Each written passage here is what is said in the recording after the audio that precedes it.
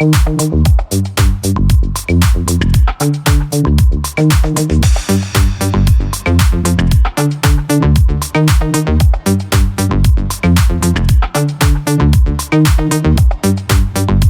if you have to tell us, क्या divine intervention हुआ था? बिकॉज आज रोहित सर ने भी बताया कि लोग चप्पल जूते उतार के जा रहे थे देखने, भंडारे हो रहे थे, लंगर लग रहे थे. What do you have to say? आपको क्या हुआ कि आपको लगा मुझे ये बनाना है? एक्चुअली तो मैं सच बताऊं तो मेरी 2 फिल्में आई, वो बिल्कुल नहीं चली.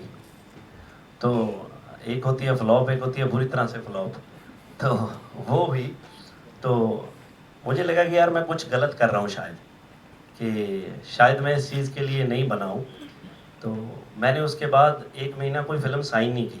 2-3 फिल्में मैंने इन बिटवीन थी, मैंने उनको भी मना कर दिया. मैं कि यार मैंने नहीं करनी. तो मैं फ्री बैठा था, मैंने कभी फिल्म लिखी नहीं थी, मैं कभी मेरी लाइफ में बहुत सी चीज़ें एक्सीडेंटल हुई हैं. मैं कुछ भी नहीं था एक्चुअली, मैं सिर्फ सिंगर हूँ. तो आज लोग ज़्यादा मुझे एज आ एक्टर जानते हैं. तो मैं गाने गाना चाहता था, कनाडा रहता था, बहुत सी जॉब्स करता था, टॉयलेट क्लीनिंग, जो रेगुलर हम लोग यहाँ से जाके वहाँ पे करते हैं. तो मुझे था कि जितने के पैसे बनते हैं काश वो मेरे सिंगिंग में बनने लग जाएं, तो मैं खुश होऊंगा उस चीज़ से. तो भगवान ने इतना दिया कि मेरी औकात ही नहीं थी जहाँ तक मैं आज पहुँच गया. तो फाइनली कट शॉर्ट इस पे आते हैं कि मैं फ्री बैठा था, मुझे लगा कि यार कोई अच्छी फिल्म, कोई अच्छा सब्जेक्ट बनाना चाहिए. तो मेरे दिमाग में एक सब्जेक्ट आया, मैंने ना 3-4 राइटरों को सुनाया. तो वो कहते कि यार ये पाजी क्या कर रहे हो, पहले ही 2 नहीं चली हैं. तो जब जब फिल्म नहीं चलती है ना, तो सब एडवाइस देते हैं कि यार ऐसे करो, वैसे करो, ये होना चाहिए, वो होना चाहिए, है ना. जो सबको पता होता है, क्योंकि हम भी लोगों को भाई एडवाइस दे रहे होते हैं ना, तो हमें लगता है कि यार साला ये भी यही बोल रहा है ना. तो चलो फाइनली मुझे लगा कि यार नहीं यार, ये समझ नहीं है किसी की. तो आप बोल रहे हो कि कैसे लिखा, कैसे किया, तो मैं सच बताऊं, मैंने सोचा कि मैं खुद लिखता हूं. और मैंने पेन पेपर उठाया, आज भी वो मेरे पास स्क्रिप्ट है, मैं कंटिन्यूसली लिखने लगा. मैंने 1 घंटा लिखा. 1 घंटे के बाद मैंने देखा कि ये कितनी को हो गई, क्योंकि कुछ पता नहीं था फिल्म कैसे लिखते हैं. तो मैंने मोटा मोटा आइडिया लगाया कि ये ना फिल्म 1 घंटे की होगी, 1 घंटे 5-10 मिनट के आसपास की होगी.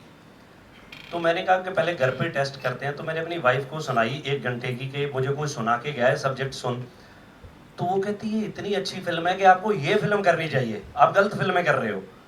तो मुझे लगा अच्छा, मैंने फिर नहीं बताया. मैं कहा मैं उसको बोलूँगा मैंने लिखी है तो ये मुकर जाएगी शायद. तो नेक्स्ट डे मैं फिर बैठा, मैंने फिर 1 घंटा लिखा. तो पूरी फिल्म होगी 2 घंटे 5-10 मिनट की, वो 2 ही दिन लिखी थी. और विद डायलॉग लिखते थे तब, पूरी की पूरी वही रिलीज की, वही बनाई. और जेन्युइनली मैं बताऊं कि हर फिल्म मैंने जब लिखी है, मैंने ऐसे ही लिखी है कि मतलब कम, अब तो मेरी लिखी हुई फिल्में बहुत सी रिलीज़ हो गई हैं. मुझे लगता है 10-12 फिल्में मैंने लिखी हैं.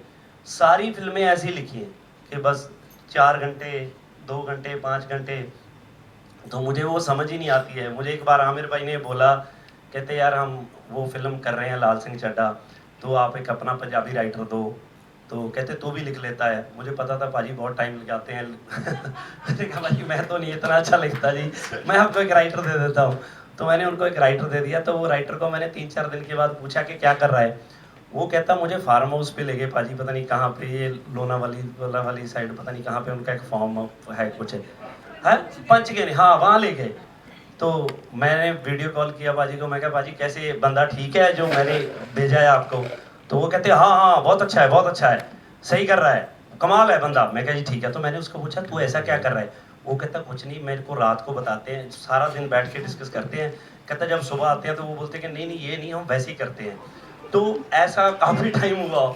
तो हमारे वैसा है नहीं, तो हम तो मतलब शायद मेरा वो तरीका वो है. तो मुझे ऐसा लगता है खास करके ये फिल्म के लिए कि जो मेरे चीज़ें जहन में आती हैं, और हमारी फिल्में बहुत सी ऐसी होती हैं कि हम लोगों में से निकालते हैं ये कहानियाँ.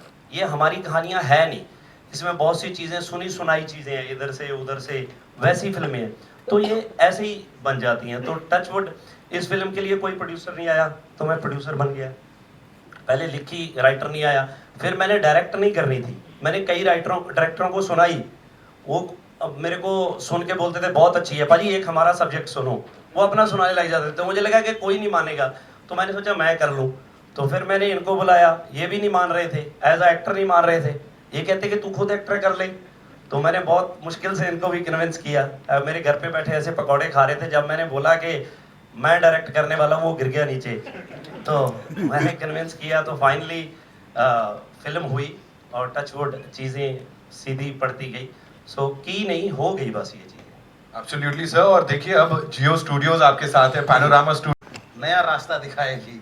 सोशल तो ये मैंने कहा यार प्रीचिंग कौन लेता है फिल्मों से भाई, कैरियन जट्टा चल चुकी है तो रेल बना दो इसकी, इसके पीछे डिब्बे जोड़ते जाओ। लेकिन अरदास ने हमें सिखाया कि सीरियस सिनेमा क्या होता है, लोगों को सिनेमा कैसे कंट्रीब्यूट करता है, ये हमें अरदास ने सिखाया। अरदास के बाद अरदास करा, उसके बाद आज अरदास सरबत पलेदी। तो इस पिक्चर के लिए हम जितना चाहें बोल सकते हैं, लेकिन आज सिर्फ ट्रेलर है तो सिर्फ ट्रेलर जितना ही बोलेंगे। Thank you ji.